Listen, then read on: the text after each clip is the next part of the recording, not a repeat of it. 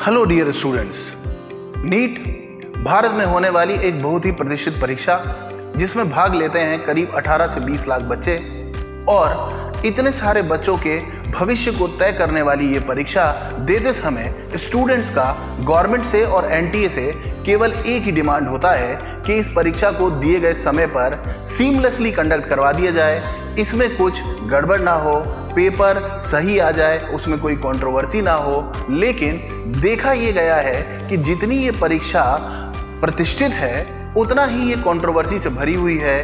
क्योंकि पिछले कई सालों में हम देखते हैं कि कुछ ना कुछ कारण ऐसा हो जाता है जिससे कि मामला कोर्ट में चले जाता है और फिर इसका सबसे बड़ा खामियाजा भुगतना पड़ता है स्टूडेंट्स को, क्योंकि या तो उनके एग्ज़ाम की डेट पोस्टपोन्ड हो जाती है या फिर उनका रिजल्ट ही होल्ड पे चला जाता है, जिससे कि वो एक तरीके से डिप्रेस हो जाते हैं।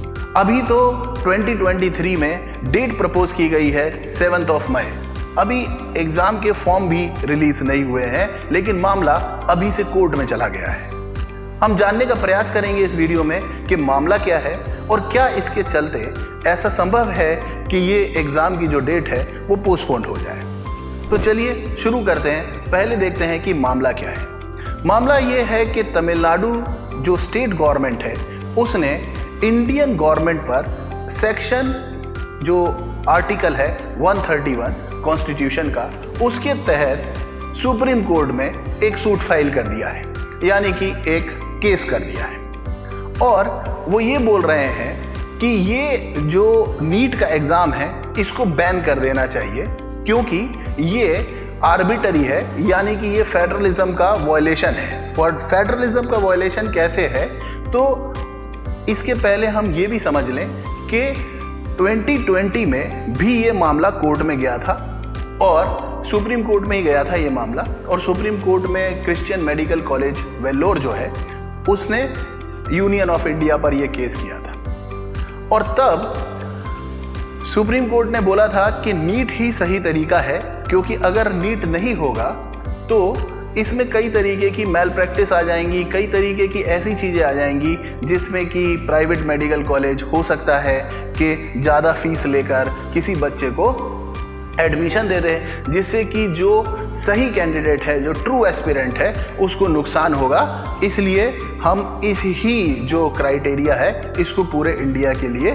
लागू करें। लेकिन अब तमिलनाडु गवर्नमेंट ये बोल रही है कि ठीक है, ये रूल जो है वो पहले से ये रूलिंग जो है वो पहले से दी जा चुकी है, लेकिन अब तमिलनाडु गवर्नमेंट का ये कहना है कि ठीक है, आप प्राइवेट मेडिकल कॉलेज को इसके अंदर रखिए, लेकिन जो गवर्नमेंट मेडिकल कॉलेज है उनका हमें अलग से एग्ज़ाम कराने दीजिए। हमारे स्टेट का हम अपना एग्ज़ाम खुद कराना चाहते हैं, क्योंकि उन्हें ऐसा लगता है कि ये जो एग्ज़ाम कंडक्ट कराती है वो एनटीए कराती है, जो कि सीबीएसई बोर्ड जो है उसकी जो पढ़ाई करने वाले बच्चे हैं उससे इसको फ़ायदा होता है, और स्टेट गवर्नमेंट में जो बच्चे पढ़ रहे हैं, स्टेट बोर्ड में जो बच्चे पढ़ रहे हैं, उसको इससे फ़ायदा नहीं होता है। इसलिए उनको लगता है कि ये फेडरलिज्म का जो है वो वॉयलेशन हो रहा है, और इसलिए तमिलनाडु गवर्नमेंट ने ये सूट जो है वो फाइल किया है सुप्रीम कोर्ट में, जिसमें सुनवाई चलेगी।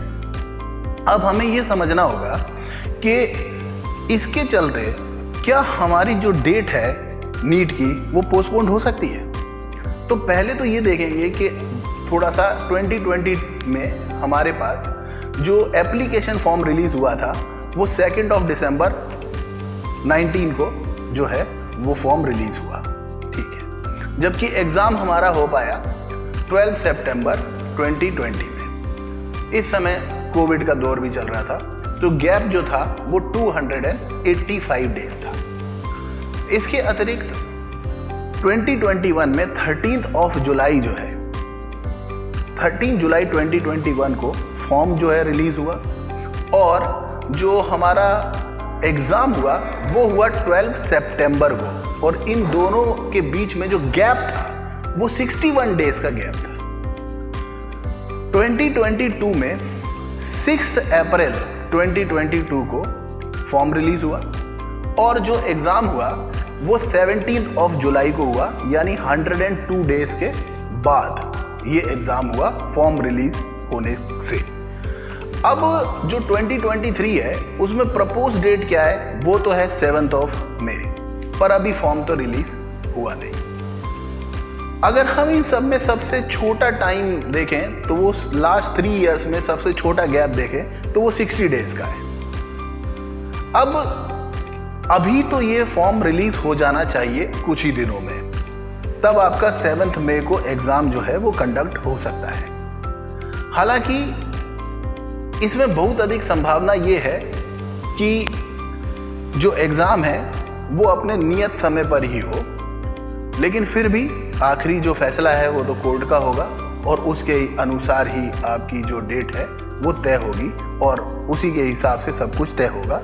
अभी तक जो नीट का पैटर्न है वो तो ये है कि आपको मल्टीपल चॉइस क्वेश्चंस आते हैं। नंबर ऑफ क्वेश्चंस की अगर हम बात करें तो नीट 2023 में जो एग्ज़ाम होगा उसमें टोटल 200 क्वेश्चंस आएंगे और उसमें 120 क्वेश्चंस आपको करना होंगे। ये नीट का पैटर्न है, ठीक है, जिसके लिए आपको 3 घंटे 20 मिनट का समय मिलता है। हर एक सही क्वेश्चन के लिए आपको 4 मार्क्स मिलता है और एक क्वेश्चन गलत हो जाने पर आपका 1 मार्क्स काट भी लिया जाता है। हर एक जो सब्जेक्ट होता है उसमें 2 सेक्शन होते हैं। सेक्शन ए जो होता है उसमें 35 क्वेश्चन होते हैं और वो कंपलसरी होते हैं। 4 मार्क का एक क्वेश्चन होता है और वो कंपलसरी होते हैं। सेक्शन बी में 15 क्वेश्चन आते हैं और उसमें से आपको 10 क्वेश्चंस जो है वो करना होते हैं। 5 क्वेश्चंस की आपके पास चॉइस होती है। ऐसा आपके पास केमिस्ट्री में, फिजिक्स में, बॉटनी में और जूलॉजी में सभी में ऐसा होता है और टोटल 720 मार्क का जो होता है हमारा क्वेश्चन पेपर होता है। लेकिन अब ये जो मामला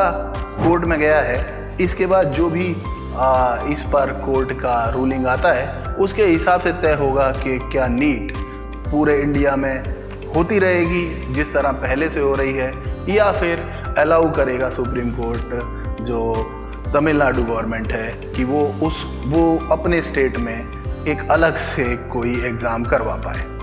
पर हम उम्मीद करते हैं कि इस सब काम में थोड़ी तेज़ी लाई जाएगी और जो नीट की परीक्षा है वो 7 मई को ही कंडक्ट हो जाएगी, ऐसी हम उम्मीद करते हैं। बाकी देखते हैं और इस पर और जानकारी मैं आपको देता रहूँगा। इसके लिए आप मेरे YouTube चैनल को सब्सक्राइब कर लीजिए और साथ ही साथ आप टेलीग्राम चैनल भी ज्वाइन कर सकते हैं। जो भी इस पर अपडेट होगा मैं तुरंत आपके साथ शेयर करूँगा। चलिए मिलते हैं अगले किसी वीडियो में, तब तक गॉड ब्लेस यू।